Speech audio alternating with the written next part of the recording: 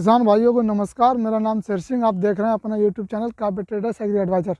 किसान भाइयों, बात करते हैं आज गेहूं में जो हमारे उगे आते हैं, जैसे कि खरपतवार। किसी भी तरीके का खरपतवार हो, आपको किस दवा से उसका नियंत्रण या रोकथाम ये उन्हें नष्ट करेंगे, उसके बारे में बात करेंगे। हम बताएंगे आपके लिए अधिक अच्छी जानकारी। तो किसान भाइयों, बने रहें हमारे चैनल पर। अगर हमारा चैनल आपने सब्सक्राइब नहीं किया है तो चैनल को सब्सक्राइब कर लें और उसके साथ साथ वीडियो में बने रहें। अब बात करते हैं कि हमें कितने समय में दवा लगानी है गेहूं में, और कौन कौन से समय। जैसे कि अगर क्या होता है, जैसे कुछ किसानों का क्या कहना होता है कि हमारा गेहूं में अधिक खरपतवार हैं, तो हर्बिसाइड, तो हमारे खेतों में खरपतवार नहीं खत्म हुए या नहीं रोकथाम हुए, नियंत्रण हुए। तो बात करते हैं, आपको अच्छी दवा लेनी है मार्केट से, और उस दवा के बारे में आपको बताएंगे, और सही डोज के बारे में और सही मात्रा के बारे में। अब बात करते हैं, जैसे आपके में कौन सी घास हैं, जैसे किस किस तरीके की घासें होती हैं। क्या होता है, जैसे हमारी गुल्ला डंडी जो घास आती है, उसके लिए कुछ लोग मुंडी बोलते हैं, और एक आती है हमारी, जैसे कि कुछ किसानों को बोलना होता है, जो गेहूं की तरह होती है, महीन बारीक भदई की तरह पत्ती होती है उसकी, उसको कुछ किसान बोलते हैं झुसिया घास, और वो रियल में घास का नाम होता है प्याज घास।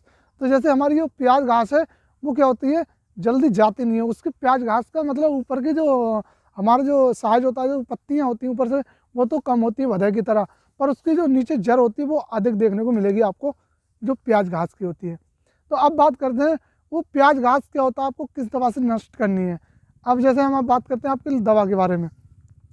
पहले सॉरी, दवा नहीं बताएंगे, आपको और बताते हैं। जैसे हमारे सक्रिय दवा से आती है, सक्रिय पत्तियों में जो घास है, जैसे हमारा बथुआ हो गया, या मोमली हो गई, या गजर्रे हो गया, या हमारा जैसे कि मुकैया हो गई, या कटीला हो गया, या गांजा हो गया।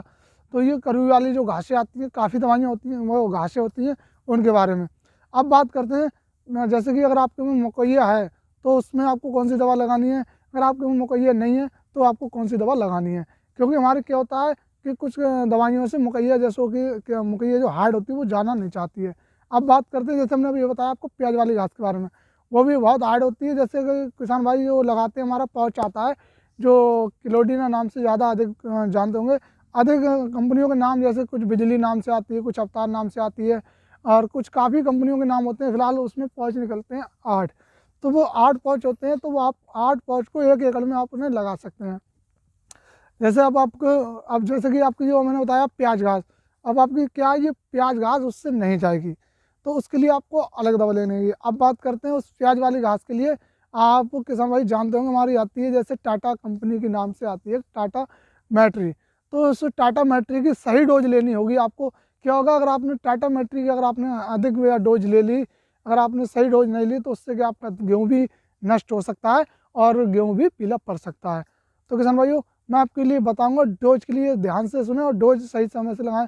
अब बात करते हैं आपकी, जैसे कि मुकैया के लिए, बथुआ के लिए, गजरों के लिए एक आती है हमारी मैट, जो उसके नाम अधिक आते हैं, जैसे मैट। अब दूसरी आती है नाबूद नाम से आती है, क्रिस्टल कंपनी की। एक आती है FMC की नाबूद। उससे क्या, आपने जितनी भी सक्रिय चौड़ी पत्तियों की घास होगी वो नष्ट होंगी। और हमने आपको बताया पौच के बारे में, उससे क्या होगा, आपकी जो मुंडी, गुल्ला डंडी जो घास बोलते हैं मुंडी, वो नष्ट होगी। अब बात करते हैं हर की, जैसे कि क्लोडीना में क्या टेक्निकल है उसके बारे में।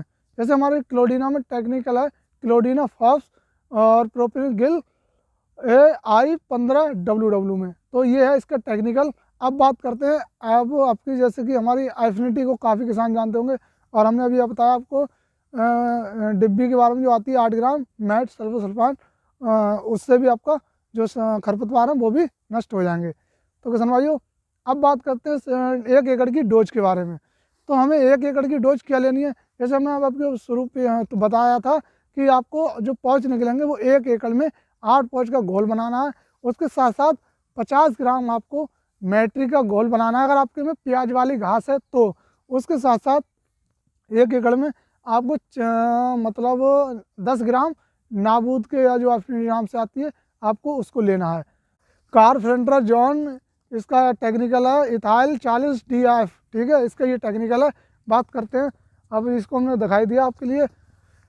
इसकी आपको मात्रा लेनी है मात्र 10 ग्राम, और मैंने आपको पिछले बताया क्लोडीना की आपको 8 पाउच निकलेंगे, एक पूरा पाउच लेना, 6 बीघे में आपको इनका सही घोल बनाकर और सही तरीके से आपको इनको स्प्रे कर देना है। आपको किसी भी तरीके की खरपतवार हो, सभी नियंत्रण, सब रोकथाम सब नष्ट हो जाएंगे। तो अगर आपको हमारी वीडियो सही लगे तो वीडियो को ज़्यादा से ज़्यादा लाइक करें और वीडियो को शेयर करना ना भूलें और चैनल को सब्सक्राइब कर लें। नमस्कार।